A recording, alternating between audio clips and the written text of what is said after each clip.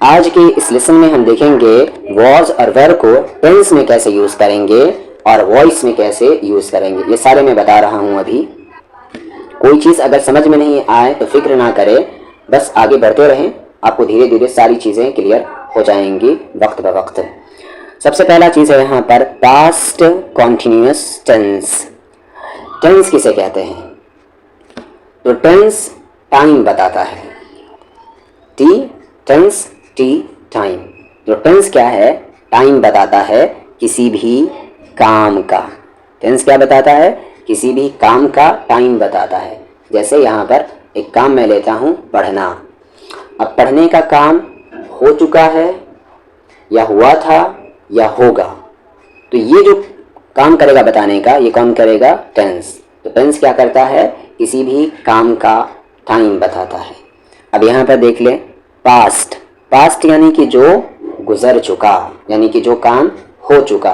Continuous यानी कि जो काम जारी हुआ है या हुआ था या होगा। तो पास्ट कॉन्टिन्यूस टेंस क्या मतलब निकला इसका? कि यानी कि ऐसा काम जो पास्ट में कंटिन्यू था और पास्ट में ही ख़त्म हो गया। तो पास्ट कॉन्टिन्यूस टेंस हम किसे कहेंगे? कि ऐसा काम जो पास्ट में स्टार्ट हुआ और पास्ट में ही एंड हो गया, उसे हम पास्ट कंटिन्यूस टेंस कहते हैं। हिंदी में इसकी नॉर्मली जो पहचान होती है वो रहा था। पहचान क्या होती है? रहा था, रही थी, रहे थे, इस तरीके का पहचान होता है। यानी रहा और उसके बाद था, थी, थे रहता है। नॉर्मली ये पहचान होती है हिंदी में। यहाँ पर याद रख ले, ये पहचान नॉर्मली होती है, हमेशा ये रूल काम नहीं करता। एक्सेप्शन हमेशा होते हैं, लेकिन आप इस चीज़ का ख्याल रखें, ये जो एंड में पहचान है ये 95% काम करता है। 95%, जो कि बहुत बड़ी चीज़ है। बहुत सारे टीचर्स कहते हैं कि इसके पहचान को नहीं देखो, लेकिन मैं कहता हूँ कि अगर आप शुरुआती लेवल पर हैं तो आप इसकी पहचान को देखें। आप ये याद रखें कि रहा था, रही थी या रहे थे, ये हिंदी में जब हम इस तरह के सेंटेंस बोलेंगे तो इंग्लिश में वो पास्ट कंटिन्यूस टेंस होगा। लेकिन ये चीज़ आपको ख्याल रखना है कि 95%, ये नहीं कि हमेशा। एक सेंटेंस में बोलता हूँ, जैसे मैं खड़ा हुआ था, मैं खड़ा हुआ था। अब ये भी तो कोई काम था जो कि पास्ट में कंटिन्यू था और पास्ट में ख़त्म हो गया। मैं खड़ा हुआ था, लेकिन इसके एंड में रहा था तो नहीं आया, लेकिन ये भी पास्ट कंटिन्यूस टेंस है। तो मैंने क्या कहा? एक्सेप्शन है, लेकिन सिर्फ 5%, जिसकी वैल्यू उतनी नहीं है जितनी कि इसकी है। वो हम वक्त के साथ सीख लेंगे। नॉर्मली अभी आपको मैंने दो चीज़ बताई कि पास्ट कंटिन्यूस टेंस क्या होता है। कि पास्ट कंटिन्यूस टेंस वो है जिससे पता चले कि कोई काम पास्ट में स्टार्ट हुआ और पास्ट में एंड हो गया। और दूसरा, हम पास्ट कंटिन्यूस टेंस को पहचानेंगे कैसे हिंदी में? तो हिंदी के सेंटेंस के एंड में रहा और उसके साथ था, थी या थी रहेगा। इंग्लिश में कैसे पहचानेंगे कि वो पास्ट कंटिन्यूस टेंस है? तो सबसे पहले इंग्लिश में जो हम पहचानेंगे कि सब्जेक्ट रहेगा, उसके बाद वॉज और वर रहेगा। यहाँ तक भी आप नहीं पहचान सकते कि ये पास्ट कंटिन्यूस टेंस ही है। आगे आपको V4 मिलेगा, यानी वर्ब की पहली फॉर्म और उसके साथ ING, इसे हम क्या कहते हैं? V4 कहते हैं। जैसे रीड, ये क्या है? वर्ब की पहली फॉर्म है, और रीडिंग ये वर्ब की चौथी फॉर्म है। वर्ब की कितनी फॉर्म है, यानी वर्ब की कितनी शक्ल है? 5 शक्ल है, जिसमें से हम पास्ट कंटिन्यूस टेंस में वर्ब की चौथी शक्ल को हम यूज़ करते हैं। यहाँ तक आपने देख लिया तो समझ लीजिए कि वो क्या है? पास्ट कंटिन्यूस टेंस है। सब्जेक्ट रहेगा और सब्जेक्ट के अकॉर्डिंग वॉज या वर का यूज़ किया जाएगा, और उसके साथ यानी उसके बाद V4 यानी वर्ब के साथ ING। नेगेटिव रहेगा तो आपको तीसरे नंबर पर नॉट लगा देना है।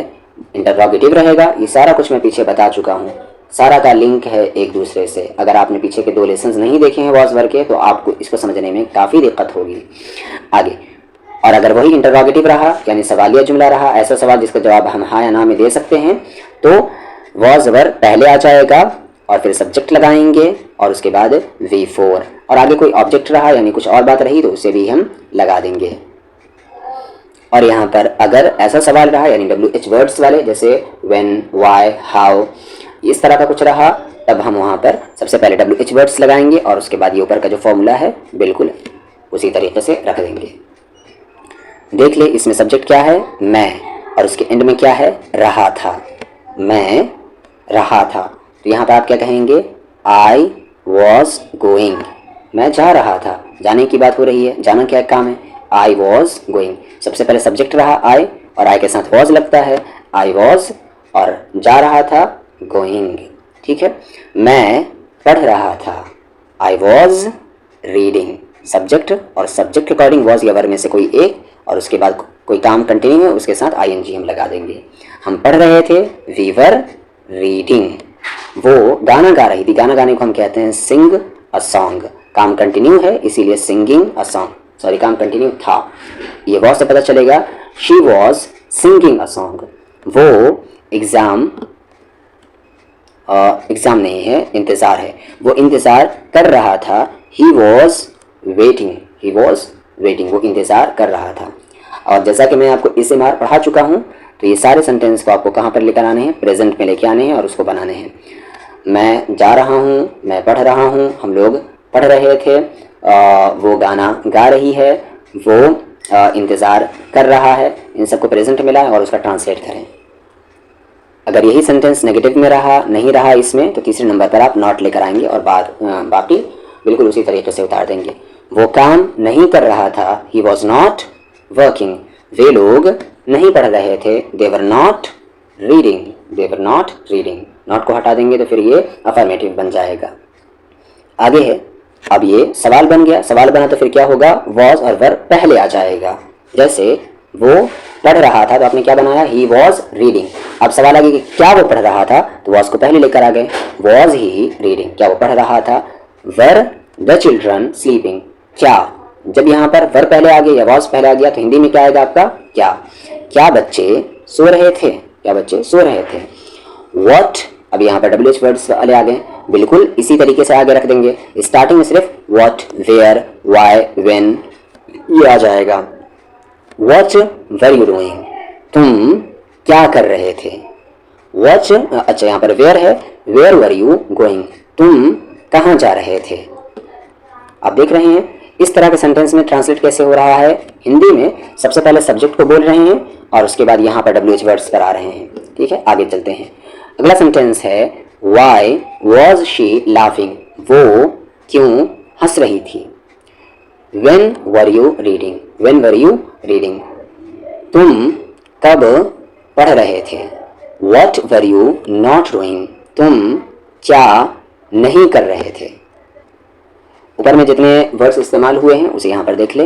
गो यानी कि जाना, पढ़ना यानी रीड, और सिंग अ सॉन्ग गाना गाना, वेट इंतज़ार करना, वर्क यानी कि काम करना, स्लीप यानी कि सोना, डू यानी कि करना, लाफ यानी कि हंसना। अभी हमने देख लिया कि टेंस में कैसे वॉज और वर्ब को यूज़ करेंगे। अब देखते हैं वॉइस में कैसे वॉज और वर्ब को यूज़ करेंगे। सबसे पहले वॉइस होता क्या है, तो वॉइस देख लें कि वॉइस में जो सब्जेक्ट होता है वो काम नहीं करता है, बल्कि सब्जेक्ट पर ही कोई काम कर रहा होता है। कहने का मतलब अगर मैं पढ़ाता हूँ तो ये टेंस का सेंटेंस है, मुझे पढ़ाया जाता है, ये वॉइस में आ गया। यानी कि सब्जेक्ट कोई काम ना करे बल्कि सब्जेक्ट ही पर वो काम हो रहा हो। जैसे खाया गया, लिखा गया, लगाए गए, दी गई, की गई, दिया गया, कहा गया, वगैरह वगैरह। जैसे उसे क्यों पीटा गया, अब यहाँ पर पीटने वाला वो नहीं है बल्कि उसे ही पीटा गया है, तो ये वॉइस का सेंटेंस है। तुमसे क्या पूछा गया, पूछने वाला वो नहीं है बल्कि उसी से पूछा गया। उसे पीटा गया था, आपको गाली नहीं दी गई थी, क्या अंग्रेज़ी नहीं पढ़ाई गई थी, उन लोगों को आदेश दिया गया था, हुक्म दिया गया था, उसे ये काम करने को कहा गया था। उसने ये काम करने को नहीं कहा, उसे ही ये काम करने के लिए कहा गया। यानी कि सब्जेक्ट करने वाला नहीं है बल्कि सब्जेक्ट पर ही कोई काम हो रहा है, तो उसे हम क्या कहते हैं, वॉइस कहते हैं। फॉर्मूला क्या है इसका कि सबसे पहले सब्जेक्ट लगाएंगे, उसके बाद आप सब्जेक्ट के अकॉर्डिंग वॉज और वर्ब का यूज़ करेंगे। और अब ध्यान दें कि V3 का यूज़ होगा, यानी वर्ब की थर्ड फॉर्म का यूज़ होगा। होम पेज पर मैंने वर्ब फॉर्म्स की वीडियो डाली है जो सबसे अहम है, इसीलिए होम पेज पर है, उसे आप देखें। जितनी मरतबा देखना है देखें, उसे स्ट्रॉन्ग करें, वर्ब फॉर्म को स्ट्रॉन्ग करें। उतना आपने याद कर लिया, उतना आपने सही से समझ लिया, और ज़्यादा याद करने की ज़रूरत नहीं है। तो आप याद रखें कि वॉइस का मतलब ही क्या होता है, वर्ब की थर्ड फॉर्म, यानी इसमें V3 ही आएगा। सबसे पहले सब्जेक्ट, उसके बाद वॉज या वर लगाएंगे सब्जेक्ट के अकॉर्डिंग, और उसके बाद V3। नेगेटिव रहा तो नॉट लगा देंगे तीसरे नंबर पर, इंटरोगेटिव रहा तो वॉज वर को पहले लेकर आ जाएंगे, WH वर्ड्स रहें तो उसे पहले लिख देंगे और बाकी बिल्कुल ऊपर की तरह लिखेंगे। ध्यान से V3 का आपको यूज़ करना है। और वॉइस क्या होता है, जिसमें सब्जेक्ट काम ना कर रहा हो बल्कि सब्जेक्ट पर ही कोई काम हो रहा हो। एग्जाम्पल्स क्या है यहाँ पर देखें कि उसे पीटा गया, उसे पीटा गया या उसे पीटा गया था, ये काम उसी पर हुआ, उसने नहीं किया, तो he was beaten, he was beaten, उसे पीटा गया। सब्जेक्ट लगाएं और सब्जेक्ट के बाद वॉज या वर, वॉज क्यों आया, क्योंकि ही के साथ वॉज आता है, और बीटन पीटा गया, ही वॉज बीटन, उसे पीटा गया था, ठीक है, या उसे पीटा गया। सम पेन्स, कुछ पेन, वर बाउट, खरीदे गए, देवर, वे लोग, ऑर्डर्ड, ऑर्डर किए गए, यानी उन लोगों को हुक्म दिया गया। वी वर टॉट, हम लोगों को पढ़ाया गया। आप यहाँ पर ये नहीं कहेंगे कि हम लोगों ने पढ़ाया, क्या है, हम लोगों को पढ़ाया गया। He was asked to do this work, उसे कहा गया इस काम को करने के लिए। यहाँ पर आस्क्ड का मतलब पूछना नहीं बल्कि कहना है। आगे यहाँ पर देखिए, उसे क्यों पीटा गया, तो वाई पहले आ गया, वाई वॉज ही बीटन, उसे क्यों पीटा गया। वट वर यू आस्क्ड, तुमसे क्या पूछा गया। यू वर नॉट अब्यूज्ड, तुम्हें गाली नहीं दी गई। वॉइस में यानी सब्जेक्ट को ऐसे हम क्यों बोल रहे हैं कि उस पर काम हुआ है, क्योंकि हमने वॉज और वर को देखा और इसके साथ V3 को देखा, इसलिए हम इस तरह का ट्रांसलेट कर रहे हैं। वट वर दे गिवन, उन्हें क्या दिया गया, उन्हें क्या दिया गया। The work was not completed, काम, द वर्क यानी कि काम पूरा नहीं किया गया या नहीं किया गया था, आप था लगा सकते हैं। आगे है वॉज ही नॉट बीटन, कहा गया है आपको कि वॉज और वर पहले आए तो आपका सेंटेंस में यानी ट्रांसलेशन में हिंदी में सबसे पहले क्या आएगा, क्या आएगा, क्या। वॉज, क्या, ही नॉट बीटन, वो नहीं पीटा गया। हाउ वर यू चीटेड, अब WH वर्ड आ गए तो सबसे पहले इसका ट्रांसलेशन होगा, तुम कैसे यानी तुम्हें कैसे धोखा दिया गया। How was the thief arrested, चोर को कैसे अरेस्ट किया गया, पकड़ा गया। वॉज इंग्लिश नॉट टॉट, क्या इंग्लिश नहीं पढ़ाई गई। Y was he not helped, उसकी मदद क्यों नहीं की गई। वोकैबुलरी यहाँ पर देख लें, पीटना यानी बीट, बाय खरीदना, ऑर्डर हुक्म देना, टीच पढ़ाना, आस्क कहना या पूछना, दोनों मीनिंग है इसके। अब्यूज गाली देना, गिव देना, कंप्लीट पूरा करना, चीट ठगना, धोखा देना, हेल्प मदद करना। और इसके तीसरे फॉर्म को आप याद रखेंगे। वॉज और वर का वॉइस में यूज़ हम सीख रहे हैं, जिसमें से अभी जो हमने ऊपर देखा है वो पास्ट इंडेफिनिट का पैसिव वॉइस है, ठीक है। अब हम जो देख रहे हैं वो पास्ट कंटिन्यूअस टेंस का पैसिव वॉइस है, यानी कि कोई काम पास्ट में कंटिन्यू है और सब्जेक्ट नहीं कर रहा है बल्कि सब्जेक्ट पर ही वो काम हो रहा है। इसकी हिंदी में पहचान है, रहा, जा रहा था, जा रही थी या जा रहे थे, ये तो, और खाया जा रहा था, लिखा जा रहा था, पढ़ाया जा रहा था या की जा रही थी। यहाँ पर देख लें, जैसे मैच खेला जा रहा था, काम किया जा रहा था, काम नहीं किया जा रहा था, उसे कहाँ ले जाया जा रहा था, क्या मिठाइयाँ बांटी जा रही थी, उसकी मदद क्यों नहीं की जा रही थी। ये सारे काम सब्जेक्ट नहीं कर रहे हैं बल्कि सब्जेक्ट पर ही कोई कर रहा है। फॉर्मूला क्या है यहाँ पर, सबसे पहले सब्जेक्ट लगाएंगे आप और उसी तरीके से वॉज और वर लगाएंगे सब्जेक्ट के अकॉर्डिंग, और उसके बाद बीइंग क्या लगाएंगे, बीइंग, ये ध्यान रखें। Past continuous tense passive voice का पहचान क्या है, बीइंग और V3, और सब्जेक्ट और वॉज वर तो लगता ही आ रहा है। फिर नेगेटिव में क्या होगा, सब्जेक्ट और वॉज वर, फिर नॉट तीसरे नंबर पर, और बीइंग और V3। इंटरोगेटिव में क्या होगा, सबसे पहले ये वॉज वर पहले आ जाएगा और बाकी सेम टू सेम।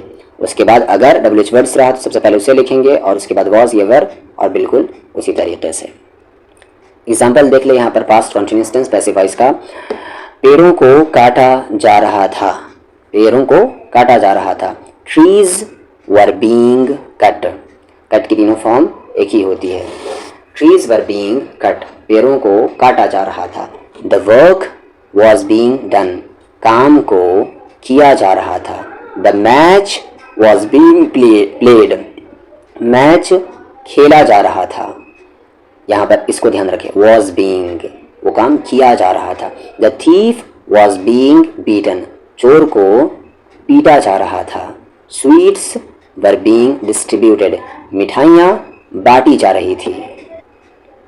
गाना नहीं गाया जा रहा था। The song was not being संग, सिंग की थर्ड फॉर्म संग। I was not being taught, मुझे नहीं पढ़ाया जा रहा था। The work was not being done, काम नहीं किया जा रहा था। वर स्वीट्स बीइंग डिस्ट्रीब्यूटेड, क्या मिठाइयाँ बांटी जा रही थी। Were you not being beaten, क्या तुम्हें नहीं पीटा जा रहा था। Why was he being beaten, उसे क्यों पीटा जा रहा था। Where was the match being played, match कहाँ खेला जा रहा था। Where was he being taken, उसे कहाँ ले जाया जा रहा था। Why was he not being taught, उसे क्यों नहीं पढ़ाया जा रहा था। Why was he not being helped, उसकी क्यों मदद नहीं की जा रही थी। वोकैबुलरी है काटना यानी कि कट, खेलना प्ले, पीटना बीट, बांटना डिस्ट्रीब्यूट, पढ़ाना टीच, करना डू और मदद करना हेल्प। और जैसा कि मैंने आपको कहा है कि मैं आपको होमवर्क दूंगा और यहाँ पर 3-4 एक्सरसाइज हैं, 4 एक्सरसाइज हैं लगभग। तो सबसे पहला एक्सरसाइज है और उसमें जिस वोकैबुलरी की आपको ज़रूरत पड़ेगी वो मैं पहले ही दे रहा हूँ, इसलिए सबसे पहले वोकैबुलरी याद करें और उसके बाद उन सब सेंटेंस को कॉपी पे लिखें और उसके बाद बनाएं। और ऊपर में जो कहा गया तो वो सब भी बनाएं कि जितने के पास्ट के सेंटेंस है वो सबको प्रेजेंट में लेकर आएँ। तो अलोन यानी कि अकेला, बोथ यानी दोनों, यस्टरडे यानी कल, बिजी यानी कि मसरूफ, विद मी यानी मेरे साथ, विद हिम उसके साथ, कजिन ब्रदर यानी चचेरा भाई और स्ट्रांग यानी कि मजबूर लिखा हुआ नहीं, मजबूत होगा, मजबूर नहीं मजबूत। स्ट्रांग यानी कि यहाँ पर इसे आप सही कर लेंगे मजबूत। रेडी यानी कि तैयार, वेरी ब्यूटीफुल यानी बहुत खूबसूरत, इलिटरेट यानी कि अनपढ़, श्योर यानी कि यकीन और इन अ हरी यानी कि जल्दी में, और पुअर एंड हेल्पलेस यानी कि गरीब और लाचार, सो टायर्ड यानी बहुत थका हुआ, सैड एंड ट्रबल्ड यानी कि उदास और परेशान। और यहाँ पर ये इतने सारे सेंटेंसेस हैं, आप इसे बनाएंगे, स्क्रीनशॉट ले लें और उसके बाद कॉपी में लिखें और इसे आप बनाएं। यहाँ पर ये टोटल 25 सेंटेंसेस हैं। एक्सरसाइज 2 में यानी नेगेटिव सेंटेंसेस के जो एक्सरसाइज है उसके लिए वोकैबुलरी है आपका नो वन यानी कि कोई नहीं, श्योर यानी कि यकीन, रेडी यानी कि तैयार, विद मी यानी मेरे साथ, रॉन्ग यानी कि गलत, अलोन यानी कि अकेला या अकेली, विद हिम उसके साथ, प्रेजेंट यानी कि उपस्थित मौजूद, मैड एंड फुलिश यानी कि पागल और बेवकूफ़, नर्स यानी कि nurse, the leaders of our country यानी हमारे देश के नेता, डिसऑनेस्ट यानी बेईमान। अब यहाँ पर देख लें, ये उस पर एक्सरसाइज है, इसे आप बनाएंगे, स्क्रीनशॉट ले लें।